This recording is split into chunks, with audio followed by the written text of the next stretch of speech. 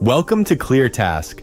Want to see a custom token in your MetaMask wallet? It only takes about 30 seconds, and I'll show you exactly how to do it. First, open your MetaMask wallet, either the browser extension or the mobile app. Make sure you're connected to the right network. If your token is on Ethereum mainnet, select Ethereum. If it's on Polygon or BNB Chain, switch to that network first. Next, tap the three dots in the top right corner of the Tokens tab. Then select Import Tokens from the menu. If the token is popular, it may already appear. Just search by name and hit Next. If the token doesn't show up in search, switch to the Custom Token tab. Paste the token's contract address. You can find this on CoinGecko, CoinMarketCap, or the project's official website.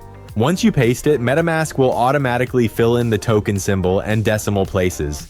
Tap Next, then Import. That's it, your token will now appear in your wallet. Always double check the contract address before importing.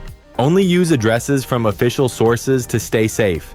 And that's how you add any token to MetaMask in just a few taps. If this helped, drop a like and subscribe to ClearTask for more crypto tips. See you in the next one.